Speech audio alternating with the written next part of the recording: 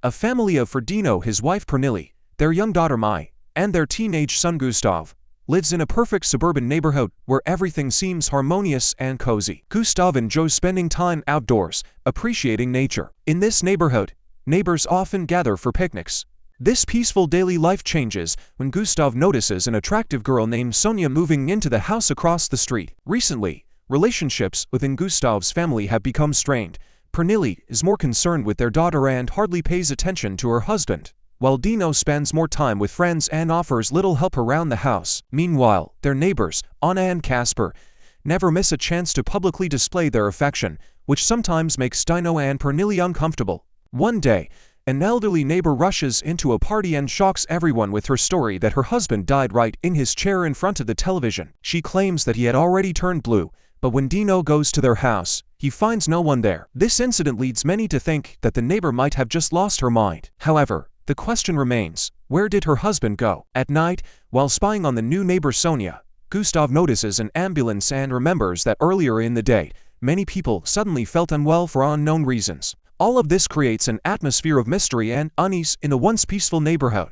The next day, the young man finally decides to introduce himself to Sonia. He offers to show her around the city and then invites her for a walk in the forest. Gustav tries to make a good impression on the girl, but suddenly, they hear strange noises and find a mutilated animal. At that moment, a siren sounds across the city. Returning home, Gustav argues with his father, who is worried about his son, as unexplained events begin to unfold in the area. Police cars are everywhere, but the officers ignore incidents happening right in front of them. Going up to his room, Gustav continues to watch Sonia through the window, and to his surprise, she suddenly waves back at him. Inspired by this, he climbs onto the roof to set off a small firework display for the girl he likes so much. Soon, it becomes clear that an unknown virus has been detected in the neighborhood, and the government decides to quarantine the city. Authorities begin disinfecting the streets and strongly advise all residents to stay indoors. At first, people try to ignore what's happening, but the situation quickly deteriorates. The first victims appear. For example, one day the old woman's long-lost husband returned, but he was actually already dead. He attacked and killed her.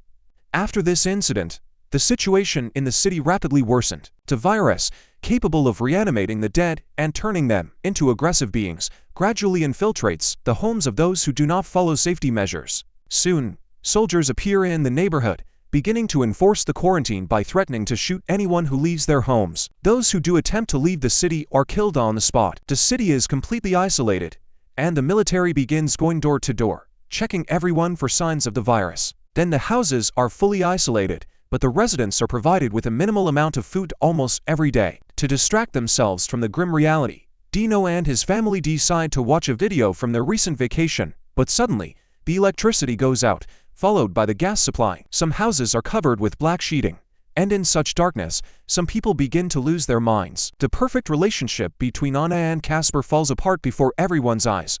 Anna is desperately trying to escape the city, wanting to flee, but her husband refuses to take the risk and insists they stay home. At night, Gustav notices some neighbors being taken outside, loaded into the back of a truck, and driven away to a supposedly safe place, a hospital that has been converted into a military headquarters. Gustav wants to go outside to understand what's happening, but his father strongly urges him not to. A few days later, Gustav secretly sneaks out onto the street. First, he heads to Sonia's house to make sure she's okay. Reassured, he goes to the hospital, where he is horrified to discover that the so-called safe place is overrun with infected people. These unfortunate souls have simply been gathered together and are being exterminated like animals. Panicking, Gustav frees some of the infected and escapes, while the soldiers try to shoot down the escaped zombies. The number of the undead is rapidly increasing, and the soldiers are forced to retreat, leaving the surviving residents to fend for themselves. In the midst of the chaos, Anna decides to seize the moment. She gets into a car and leaves the house, abandoning Casper alone. On his way back, Gustav takes Sonia and her mother and brings them to his home. Despite Pernille's objections, they are allowed to stay, as they claim that the head of their household has gone mad and started beating his wife. At night, the infected begin attacking the house, but soon Casper appears and drives them away, after which he reunites with his friends. Later it is discovered that the infected respond to light, and Gustav's habit of peeking almost leads everyone to their deaths. After some time, Anna returns and reveals that it is impossible to escape the city. The military has blocked the roads and shoots anyone who tries to leave. She miraculously survived and managed to break through the crowd of infected. Later, Sonia decides to thank Gustav for his help. After that, she visits her mother and realizes that her condition is worsening. The woman has developed a fever, and it is becoming clear that she is getting worse. It turns out that she has a serious leg wound inflicted when her crazed husband beat her. In the morning, a distraught Mai tells her parents that her pet rabbit has escaped, although the adults have apparently already made a stew out of it. Then Dino and Casper decide to go scouting to assess the situation in the city and stock up on supplies. They walk through deserted streets and see that there are hardly any survivors left, only the horrifying aftermath of recent events everywhere.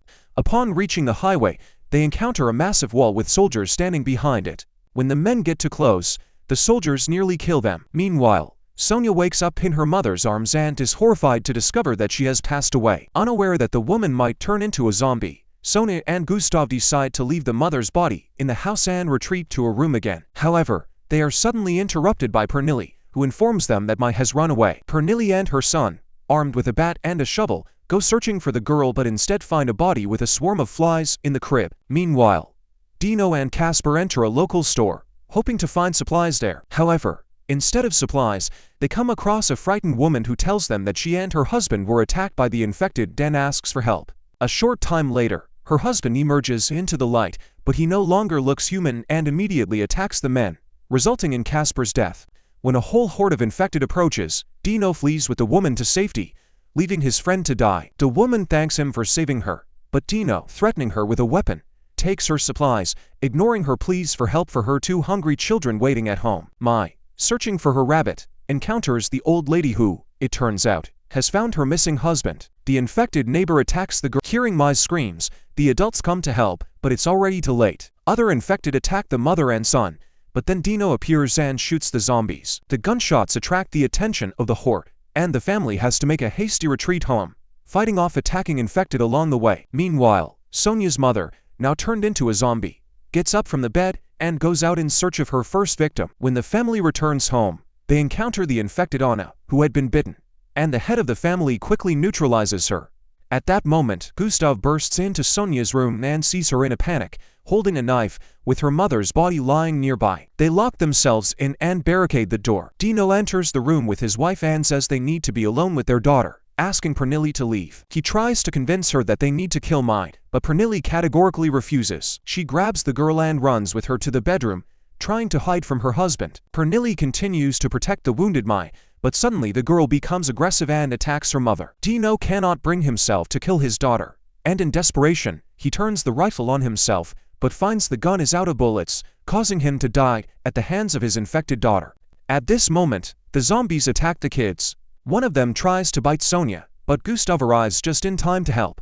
Realizing that they cannot defeat all the zombies, they decide to climb onto the roof of the house. Using a flare, they distract the zombies and, descending to the ground, make their way through the crowd of infected. With great difficulty, they manage to escape from the dangerous area and hide in the forest. With their last strength, they run as far as they can, realizing that the virus has already spread beyond their neighborhood. This brings the story to its conclusion.